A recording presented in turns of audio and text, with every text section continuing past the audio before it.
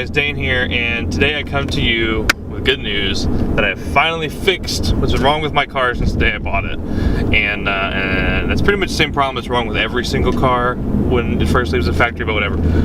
I finally lowered my car. You know, there's a saying about a car, you know, I think Aaron Kaufman from Fast and Loud says it all the time. He always says, lower the altitude, raise the attitude, and that is definitely what it's done for my car. My car looks so much meaner now.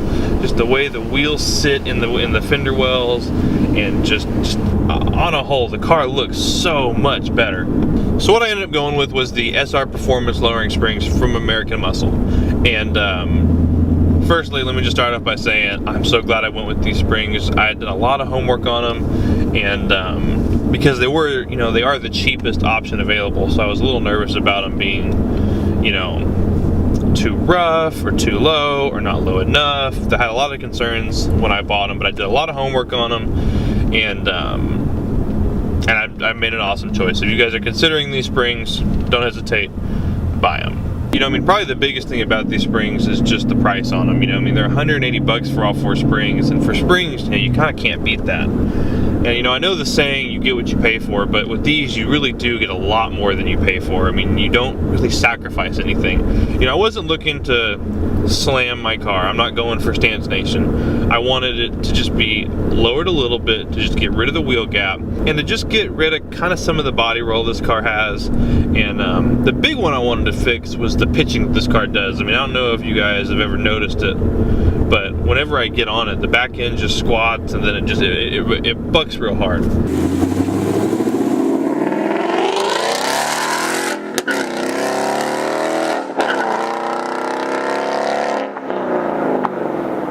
And I know that it's just being, you know, factory suspension and stuff, but I wanted it to stop. So, and I'm glad to say that these springs fixed everything. The car doesn't jump up anymore. You have no nosedive when you brake, and the car is just super, super flat. I mean, you just give it a few hard shakes, and it's just, it's so happy. So one of my biggest concerns was the ride quality. I didn't want to have a bumpy ride, and as much as I drive this car, I didn't, you know, want to have a car that was just going to rattle my brains out. And that's one of the best parts about these springs, is it gave me all the looks I wanted, but I haven't lost any ride quality. I mean, yes, you know, the car's lowered. I mean, you feel a lot more bumps. You know, driveways are harder, speed bumps are harder. I mean, you obviously know the car's lowered, but on a whole, the car still feels about the same. The slightly bumpier ride that I have now is completely overshadowed by everything that's good about it. I mean, just the way it looks, the way the car handles now, the way everything feels is just, it's on point. It's hard to describe, you know. My car from the factory almost had a feeling of slight laziness to it that these springs fixed. You know, it almost felt like you would turn the wheel and the car's like, are you sure? And then it'll go. I mean, it was just, there was a slight hesitation in it. But now, I mean, the thing's just super darty, and it just wherever you want it to go, it is just a point and shoot kind of car now, and I love it. So I was gonna do an install video for you guys, but I realized very, very fast that it wasn't gonna be any good. And those guys over at CJ Pony Parts, they do some killer install videos. So if you guys ever have an installation question, send it to them. I mean, obviously I'll answer any questions you guys have too. But if you're looking for like a full in-depth video of what tools to use and the best way to do it, go watch those guys, because they just have it together when it comes to installs. But as far as any kind of tips I could give you guys about installing springs on this car, the big one is just take your time. I mean, I know that's given with any big project, but we started this car a little later in the afternoon, and we probably shouldn't have. We probably should have waited till the next morning, but I really wanted them on. But I have to give a huge shout out to my buddies Zach and Kyle. They came over and they helped me get everything done, because I would have gotten super frustrated because I was in too much of a hurry and I wasn't putting things in the right place, just like I said, just because I was in a hurry. But those guys were there to help me out, and they just helped me out a ton. It would not have been done that day if those guys hadn't come help me out.